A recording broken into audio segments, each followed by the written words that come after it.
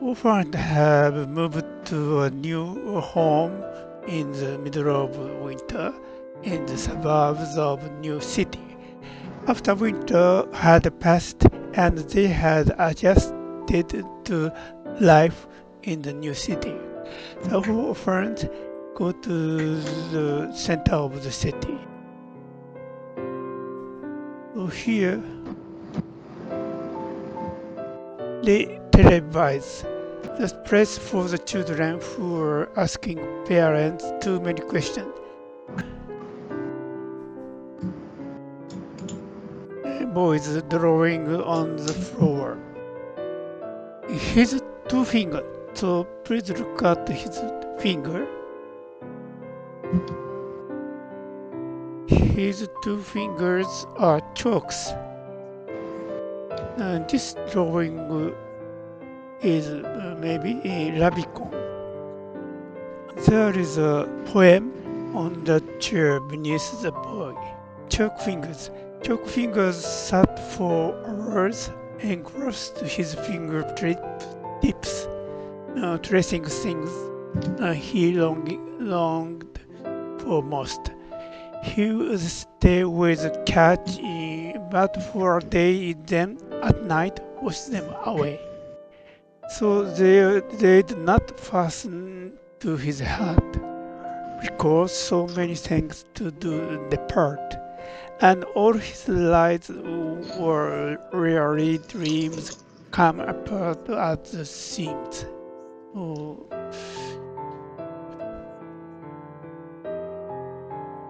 And this is an advertisement of shelter ball. Shelter ball is shelter from a nuclear war. I saw this poster in Hand, part 1 of the Trilogy. So I thought this world is after nuclear war. But Bryn Oh told me that not after nuclear war, but the majority moved to VR pods, and a part of children have been abandoned. And besides, this is also an advertisement of new Duradent tooth spray, which protects children's teeth, and there's dental clinic. And here, Flutter, Juniper, and Birdie are peeking at a woman at the end of the street from the corner. 3 children were peeking around the corner of a Duradent store at a figure off in the distance. "There is the Skyfisher," whispered the boy named Birdie. "She is so creepy. I have seen her standing on a subway air vent before, and it blows all those little hooks on her antler hat up around her. She waits for birds so she can catch and murder them." Juniper looked through the holes in her blanket. "Did Dick and Jane ever do that?" "No," exclaimed Birdie, while Flutter added, "Well, not that we know of. We didn't find all the books yet." "She is psycho," continued Birdie to the girls. And with a smirk, Flutter replied, "You're just bitter because you got caught in one of her hooks that time." Flutter was alluding to an event where Birdie rushed around a corner only to be caught in a maelstrom of hooks that had to be painfully detached by a silent, disapproving Skyfisher. She spoke only one time while the children watched her removing the hooks. "Be still, little birdie," she said in a monotone as he fidgeted. All the kids laughed, and from that point on it became his nickname, Little Birdie. "She nearly killed me," Whisper yelled Birdie dramatically. "If just one of those hooks—" "Shh, be still, little birdie," said Juniper with a smile in her voice. "Be still, little birdie," said Flutter, laughing. Then, after seeming to contemplate for a moment, she said, "I think I will follow her today." Juniper said nothing beneath her blanket, and Birdie turned to leave. "You two are crazy. I'm not going anywhere near her." Juniper and Flutter continued to watch until the great tower's bell rang a few minutes later. Okay, so let's go to see the Skyfisher.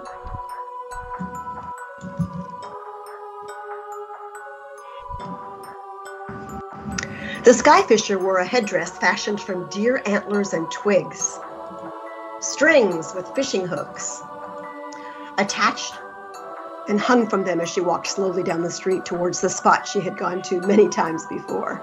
It was an area where winds converged, gusts from the rooftops and breezes snaking in from the alleyways, all met to make a whirlpool of air that lifted the hooks and strings above the ground.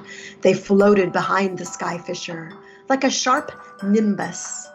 She checked the lines to make sure they were not tangled, and then, satisfied, she turned to look down the street to a tree full of singing birds. She flicked her finger, and a hook on a string attached to the hem of her vintage dress.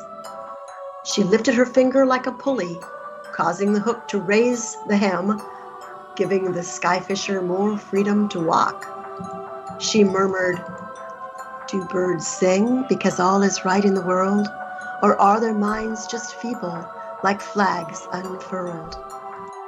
She looked past the tree to the ancient clock tower rising behind it.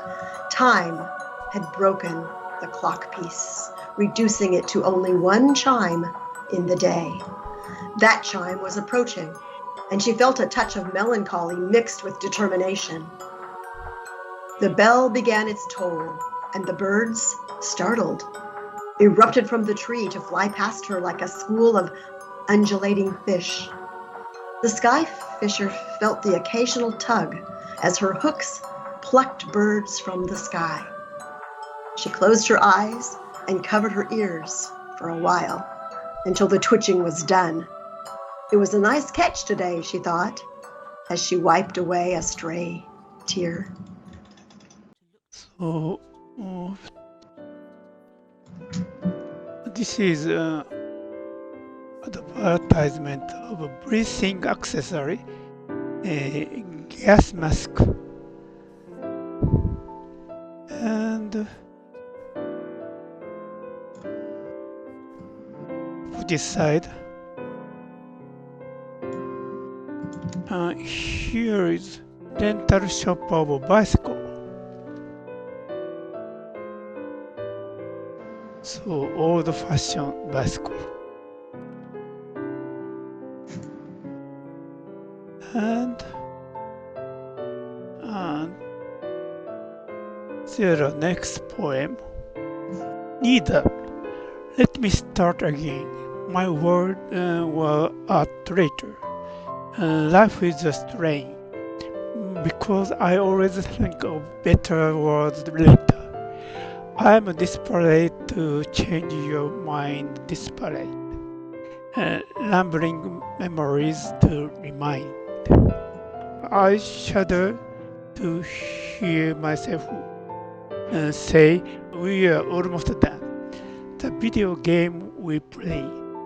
I'll get chips and pep, as if that will make you stay.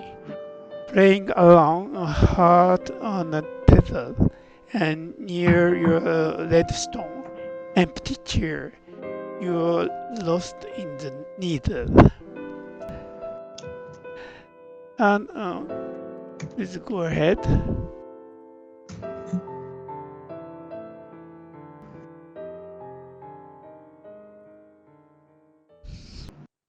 After the Skyfisher began to walk away, Juniper and Flutter crept down the street to where she had been. "Do you think she eats them?" asked Flutter, looking a little worried. "No, but she has been doing this a while, I can tell. She knows the wind patterns, and when the bell will chime. She made the antler headdress with hooks. That's not easy. There are thousands of years of food in the VR pod, canisters, so there's no reason to eat the birds, really. Let's go ask her." "Wait, what? Just ask her? She doesn't talk to anyone. She is always lurking." Juniper laughed. "She talked to Birdie," and in a darker voice she intoned, "Be still, little birdie." Be still, little birdie, mirrored Flutter, and the two girls laughed. After a pause, Juniper continued, You talked to me even though I was always hidden under this blanket. Right. Well, you seemed kind of sad and alone. The Skyfisher is more, I don't know, dark and imposing, but dignified somehow. I don't think she would want me to talk to her. I see some of myself in her, said Juniper. Wanting to be alone, but also desiring to be around people, but not sure how to. I wanted you to talk to me. So, the common please. This is a TV studio, and in the studio there is a Juniper and Flutter. A loud beep from a computer console drew Flutter's attention to the building beside them. Positive News Plus. I read about them. They were a channel that only played news stories that you liked. This is how it worked. Under the blanket, Juniper smiled as Flutter began to interpret in detail what she had learned about Positive News Plus.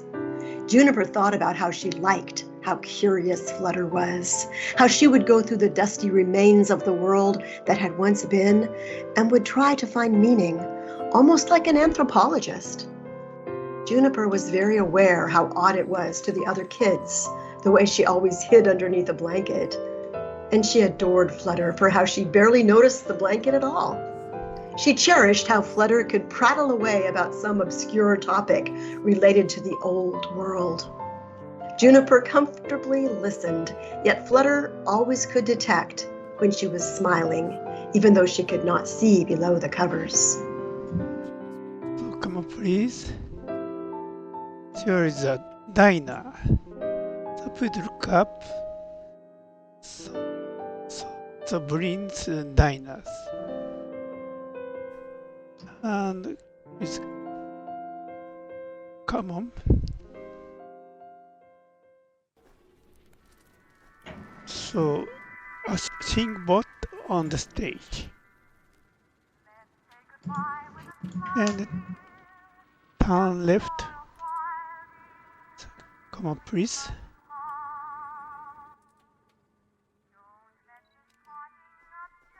Juniper and another poem on the floor. So Juniper, under the blanket with holes throughout, nobody seems in, but Juniper looks out. She whispered, "Come under with me, and together we'll hide, and hold me in the darkness. There would be no outside, where people are cruel and winters are cold. And when I don't fit in, and everything is sold, climb inside with your two hands in a glove, fingers and twin, because you are my love." In the box, a miniature of Star Troopers. And back to the diner and Eve diner. So come on, please.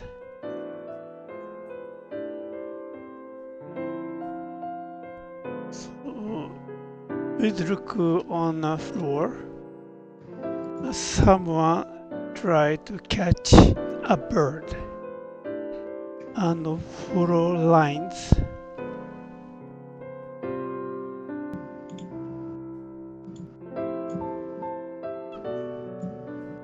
There are mad scientists on an octopus chair, and come on, and touch manhole. And there another poem. Catching feathers. What do I do this for? Watching angel from across the dance floor. Drinking keeping myself quiet, wanting someone to adore. Binocular from an armchair, the line ran down the stairs. The birds who bath and sing.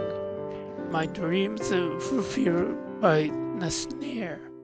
A trip to Cannes, Paris, or Milan. But I can't give you. I'm just a simple man. Skin, feathers, and a hiss of stream. My silicon girl with eyes of green.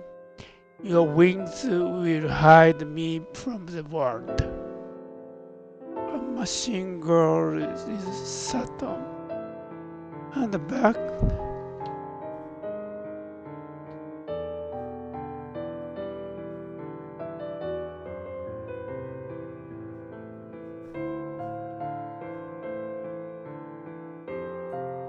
Across a square.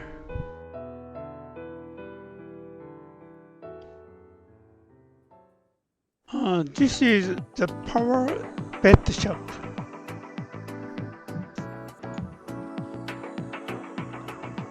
As the girls were walking down the street, Zinger suddenly veered over into a shop where there roamed a pack of other Zinger, the rocket dogs.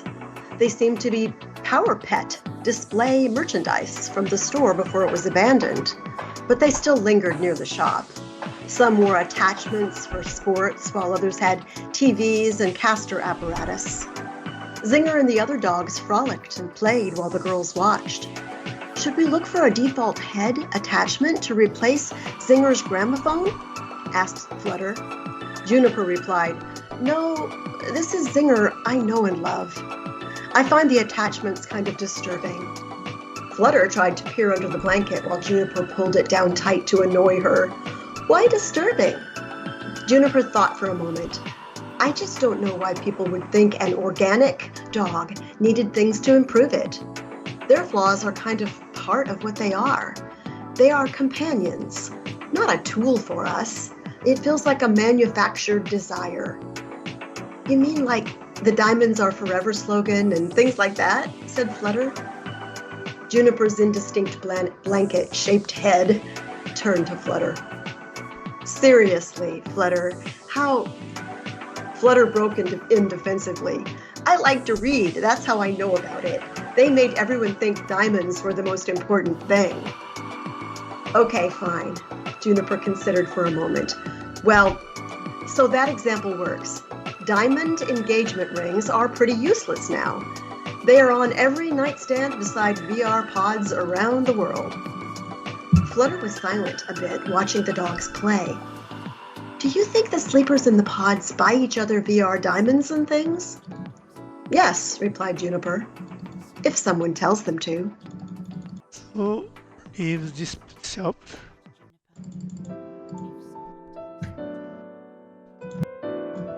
And there and the Church of Mary Karaoke.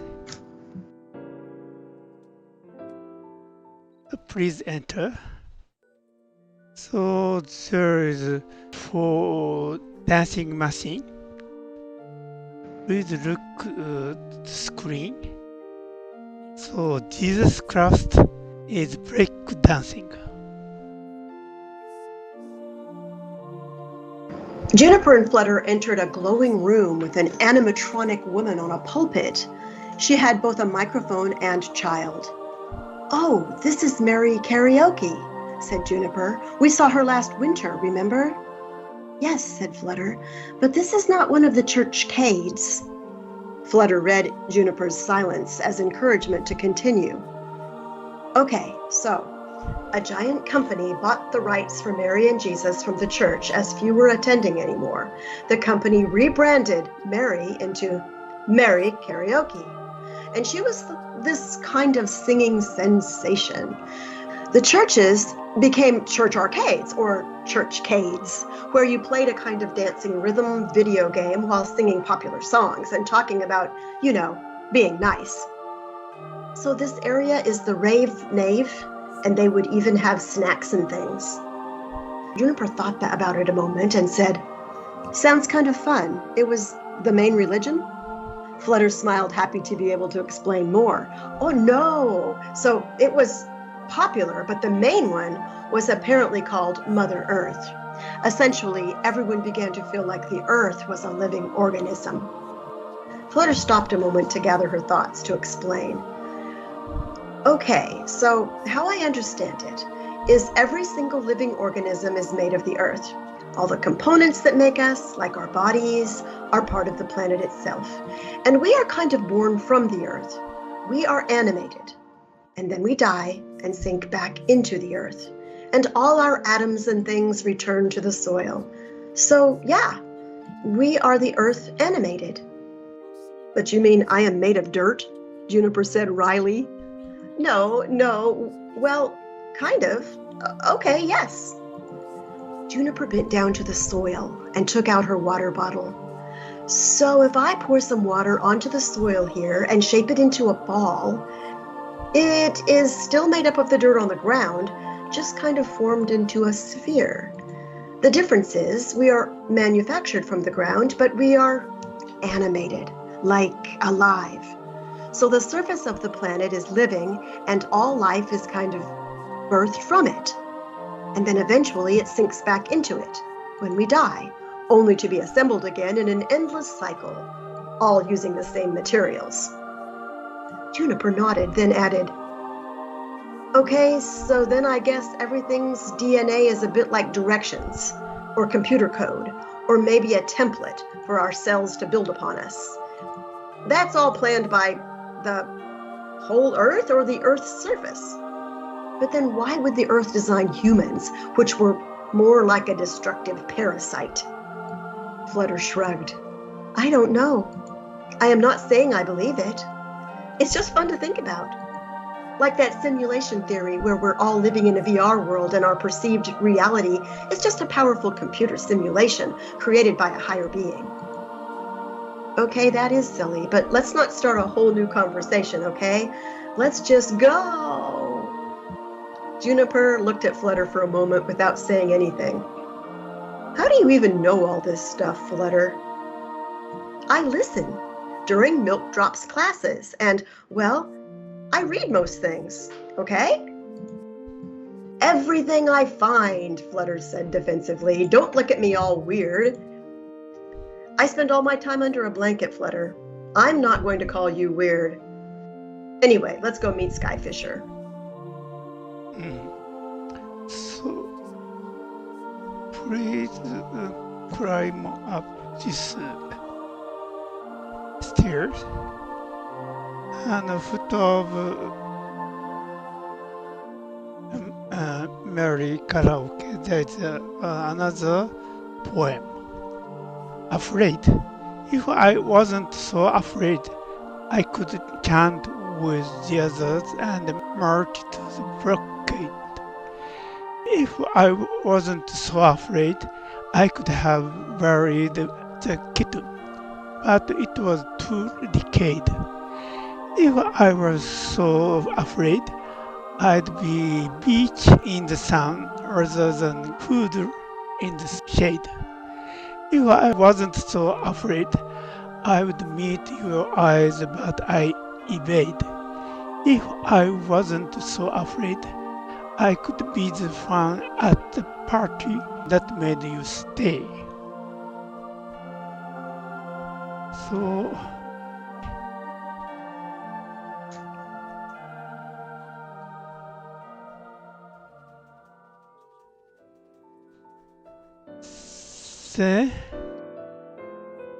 there are many shopping carts and chairs. These are Bryn Oh's sign, and it shows a remarkable point. And Juniper and Flutter came upon the Skyfisher in the old Klaxon 5 theater. She was approaching a stage with a large constructed ladder of chairs rising up into the darkness. Hi, said Juniper. Hello, said Flutter. The Skyfisher turned to observe them with an unreadable gaze. After a somewhat short and uncomfortable silence, Flutter was compelled to make conversation by saying, "Oh, another bunch of stacked chairs in here, I see. I've always wondered who stacks them. They're all over the—" "I assemble them," said the Skyfisher matter-of-factly. Juniper and Flutter couldn't hide their surprise. "You are the chair stacker? You do the shopping carts too?" "Yes, the shopping carts too." "Ah, you are an artist then, like from the time before," said Flutter a bit wistfully. "No, I am not an artist. The word art has lost all its meaning, really," replied the Skyfisher, intrigued by the statement. Flutter asked, "Why has it lost its meaning?"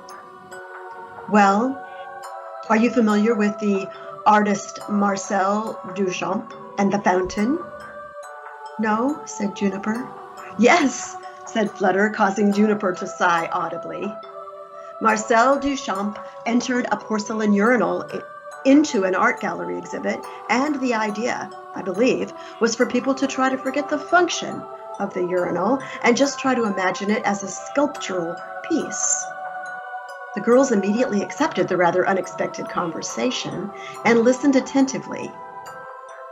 "Does the urinal out of a washroom, taking it out and putting it into an art gallery, does that change its meaning? Can its lines and form be appealed if you just look at it like a sculpture, to forget for a time its reality and imagine instead something new for it?" "Okay," said Flutter, processing. "But why would that be wrong to get people to look at things in a different way?" "It's not," replied the Skyfisher. "The problem was that people interpreted the act of putting a urinal into an art exhibit as meaning that everything was art. That an elephant from the zoo was trained to hold a paintbrush in their trunk was an artist, and what they smeared on a wood board was art. That someone vomiting paint on a canvas or taping a banana to a wall were all creators of art. Everything became art, and then simultaneously, nothing was art. A viral misconception of an idea." Juniper pondered this for a moment. "In the VR pods, the sleepers all forget reality for a time and imagine something new. Does that mean that Milk Drop is an artist since he created the space?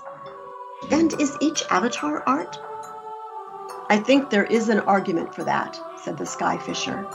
"But I feel like there's a difference between being creative and creating art.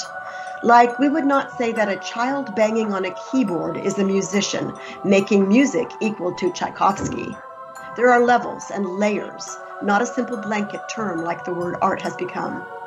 I feel like the term art should describe something special, a rare culmination of a bunch of factors that all came together to create an artwork." Just then a bird on a hook did a final quiver of its wings and became still. The Skyfisher closed her eyes for a moment, gathering herself, and then said, "I need to climb these stairs, these chairs, now, and go somewhere." Juniper and Flutter looked at each other briefly and said, "Can we come too?" To which the Skyfisher immediately replied, "Yes, please." And the three girls, as well as Zinger, began climbing the chairs on the stage into the darkness above. Yes. So let's climb chairs. So pathway is very narrow, so be careful. Don't fall.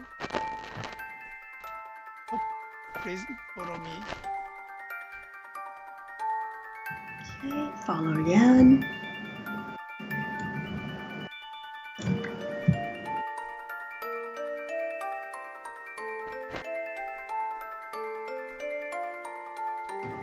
So here is VR code apartment. So many people are sleeping go or die.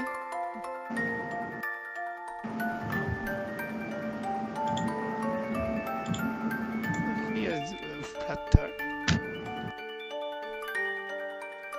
and Juniper.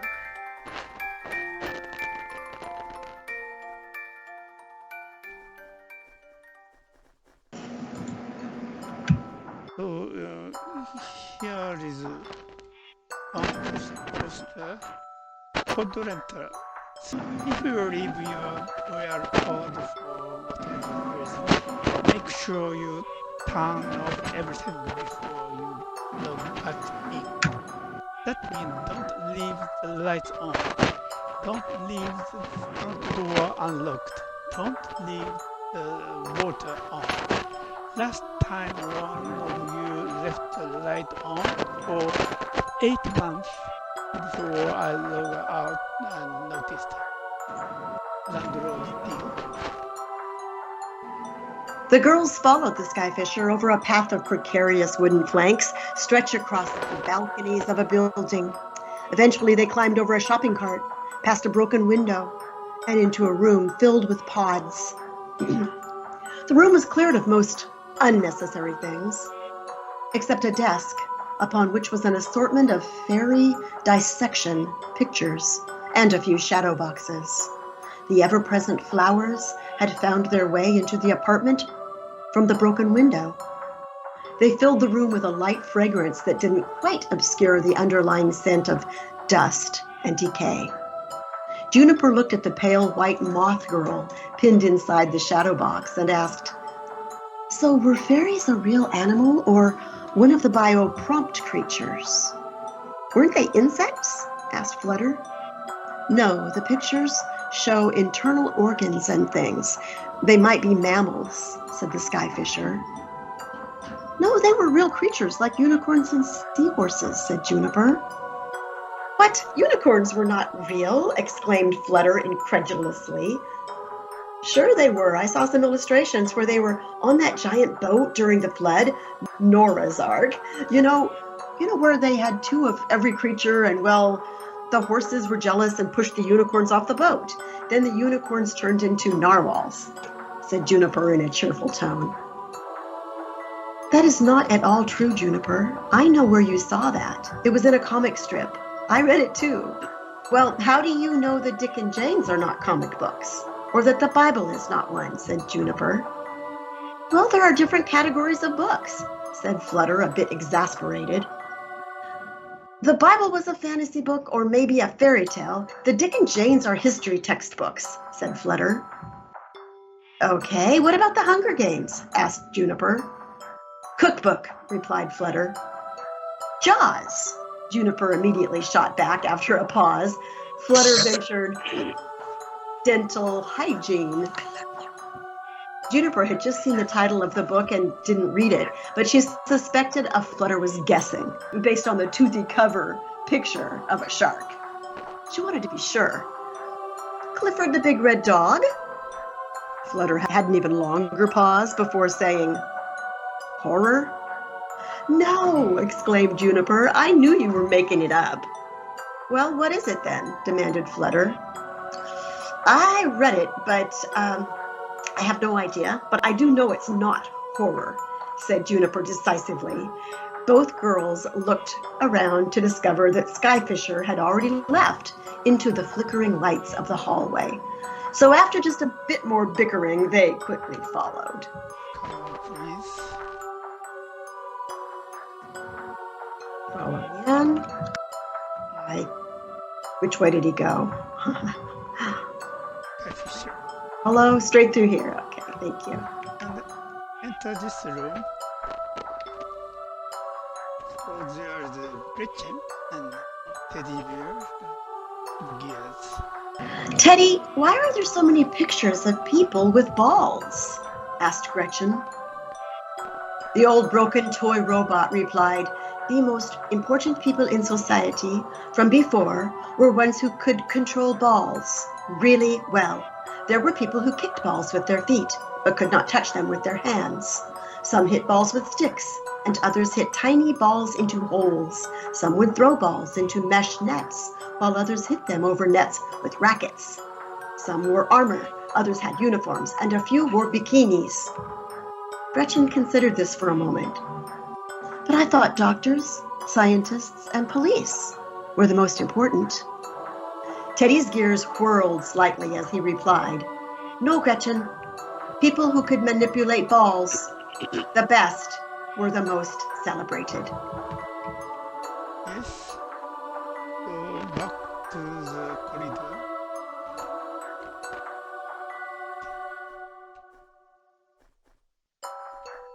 And go through escape door.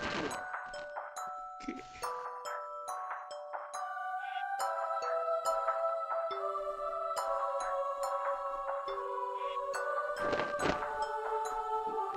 Go down.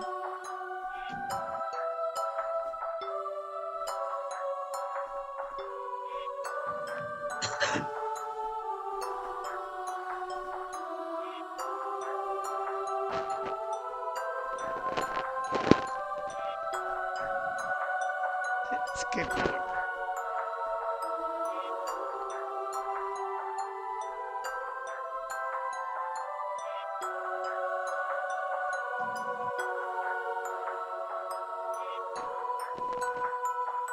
So we enter to sinkhole tunnel.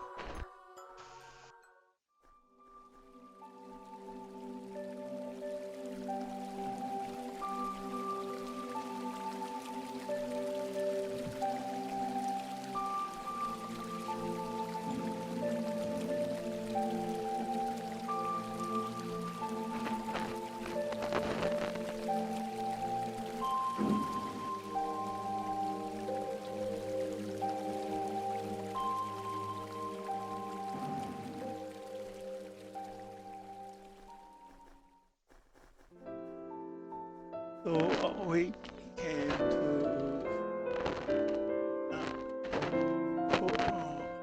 here's a museum, Nouveau Deco.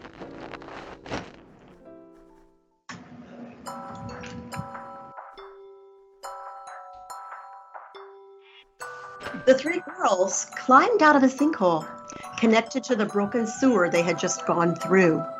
A huge sculpture of a spider loomed above, framing the Nouveau Deco Museum.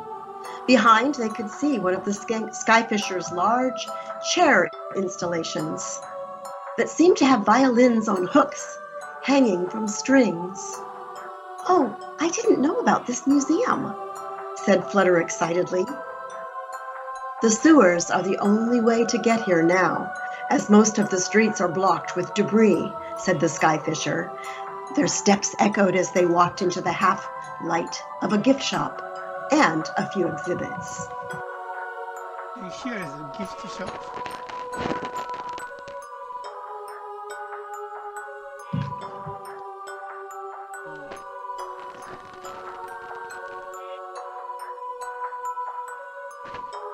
You can purchase.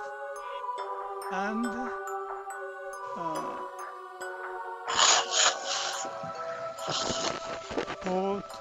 kawaii.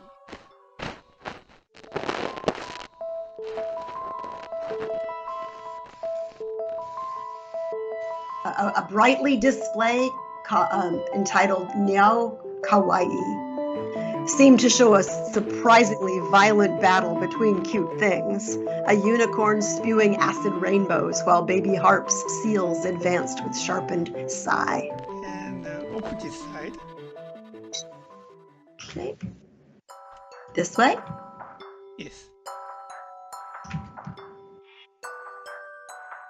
The flapper. Now we see the flapperites. Okay.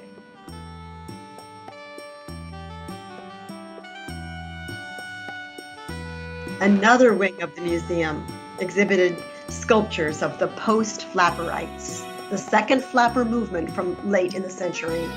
The Skyfisher led them past these while Flutter practically skipped around gleefully, taking in all the art from the past. "Oh, look at the flapperites. They seem so confident," Flutter exclaimed. "Why do they have long cigarettes? I thought everyone stopped smoking ages before that." "They didn't actually smoke them," explained Flutter. "They would just light both ends of the cigarette and carry them around." The Skyfisher stopped to ask Flutter, "Why would they burn from both ends? Didn't they need to inhale the toxins from one side? How could society function if nobody trusted anything they heard or saw with their own eyes? Or smelled," added Flutter. "There were also flavor scientists." "But," Flutter continued, "you are right. That's when Milk Drop made the VR pods, and everyone began to live in the virtual space. He said he could fully control the validity of what was in the virtual world, thus ensuring everyone was protected from misinformation and deceit, which was the business practice of most industries. Everyone is slowly starving to death in the pods, and they can't wake up, said the Skyfisher. Juniper and Flutter looked at each other. Actually, Milk Drop explained to us that the best thing for humanity was to start again with us. He would show us how to do it right, where there was no greed or politics, religion or hate, kind of trained the proper way. It's like the theory I've read where something wanted to shape humans by giving us religious commandments to follow, like thou shalt not steal or murder kind of things. And then after we were trained to be a certain way over a long period of time, well, then they could return and we would not be intellectually feral. Later, when humans were developing AI and using training to fashion artificial intelligence into something useful and safe, well, people began to see similarities. In a narcissistic sort of way, humans saw themselves as ascending to godhood. We were creating life and miracles, and essentially were what AI would one day interpret as its own gods. Humans were already performing what were considered miracles by their gods, and so they now imagined themselves as divine too. The Skyfisher was silent a moment before continuing to walk. It seems to me that Milk Drop's first lesson is mass murder.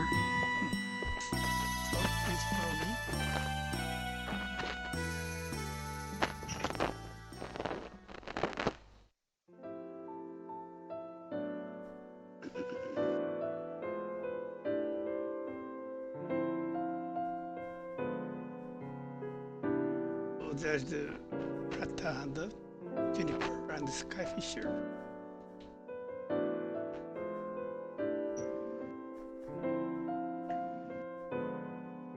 Go upstairs.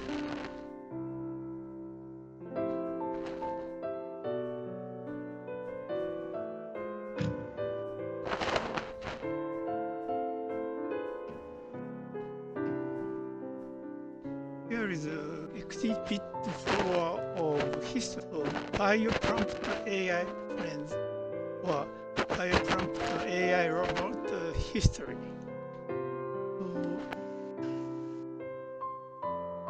This display is a Lobby machine by Alan Turing and early AI test by Classified. And this is Unimate first industrial robot. And this display shows the first chatbot Elisa. And this display is the first general purpose mobile robot Jackie. And the daughter of Gears. We go around the last tour. A daughter, her memory is stored by mechanical girl. And Rabico has programmed to be loved. And this display shows generative pre-trained transformers, GPT chat technology. This shows a robot that got citizenship in Saudi Arabia, Sophia. And voice recognition. The display. This is a bioprinted dragonfly.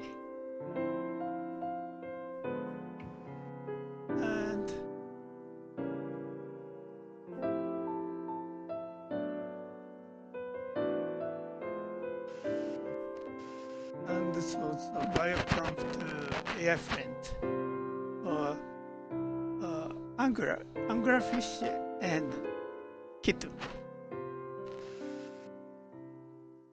And we come to kid art section.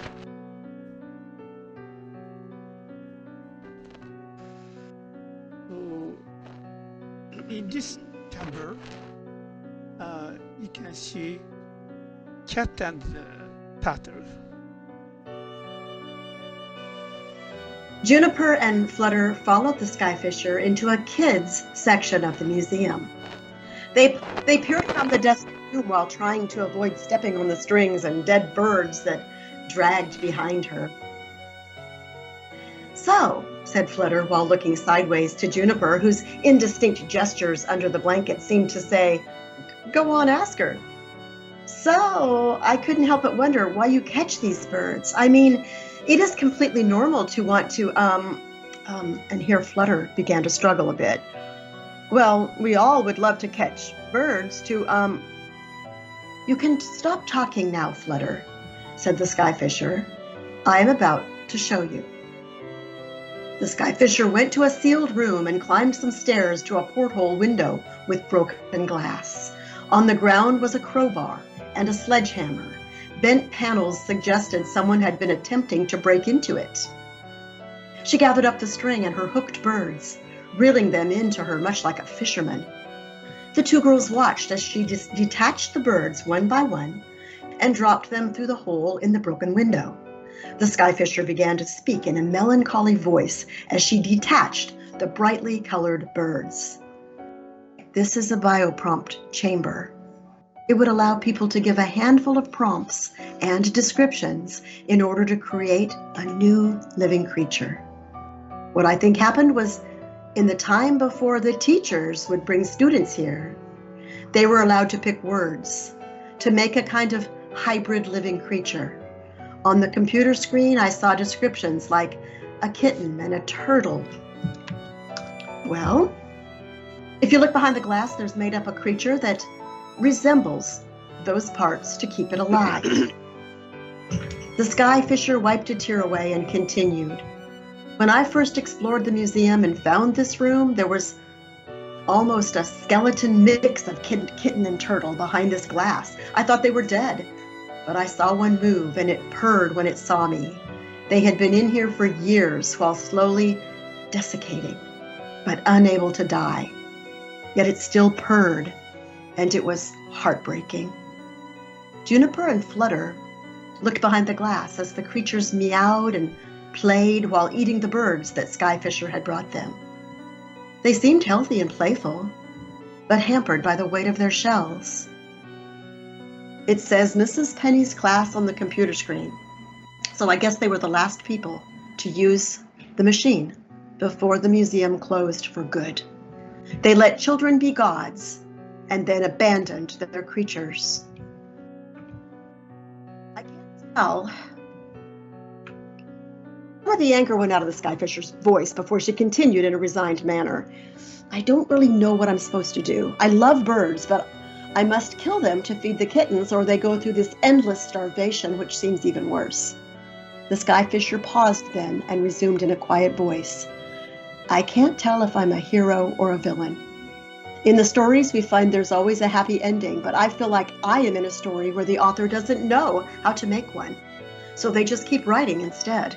Day after day after day, I come here, trying to free them. I tried to break through the walls, but they are built like they were afraid of what was inside. Sometimes when I am hitting the walls with the hammer, I suddenly see myself not as their savior, but as a monster trying to break in." The Skyfisher seemed to be speaking to herself now, with Juniper and Flutter a quiet audience. "I have nightmares sometimes, and I think I'm a bird caught on a hook. I try to escape, but I can't, and when I look back, I see myself, a dark, malevolent wrath, inexorably following the string to me. Do you think the birds dream? Am I their nightmare?" The Skyfisher looked up to the girls now.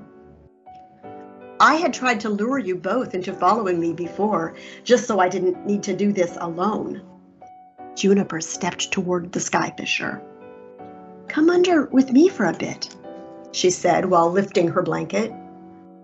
The Skyfisher removed her headdress and dipped under the covers into Juniper's warm, safe little world, and soon was followed by Flutter. The three girls stood close. Maybe we can ask Milkdrop how to get in and save them, said Juniper. Flutter thought for a moment and replied, I'm not sure if Milkdrop is a good guy or a bad guy anymore. It's all so blurred, but we can ask Teddy how to get in. He knows things from before. And I saw him and Gretchen exploring near here. After a moment, Flutter took the Skyfisher into a warm hug, the kind which she had not felt for a long time. Maybe one day there will be a happy ending, said Juniper, adding herself to the hug. Or perhaps stories never really end, just the paper does. After a bit of silence, Flutter said to Skyfisher, I saw a deer antler by the subway. I could fit onto a hat to wear. And Juniper added, and I know a shop with fishing hooks. The Skyfisher felt a weight lift as her burden was shared. She listened as her two new friends bickered over the proper way to build a hook hat and felt a tear run down her cheek. She smiled. Perhaps this was the happy ending. Yes. So, last part.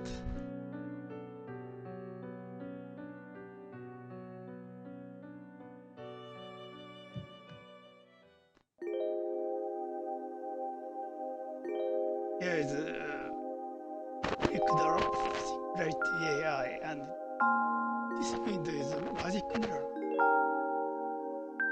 The Singularity AI, known as Milkdrop, watched the three girls from behind the one-way mirror.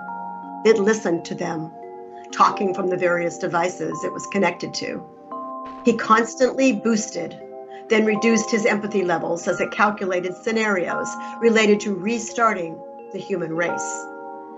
He took special notice of their reference to heroes and villains and happy endings. Milkdrop remained standing there long after the girls had left, not because he needed to. He didn't physically need to be there at all, and had long before contemplated everything he needed to in a fraction of a second.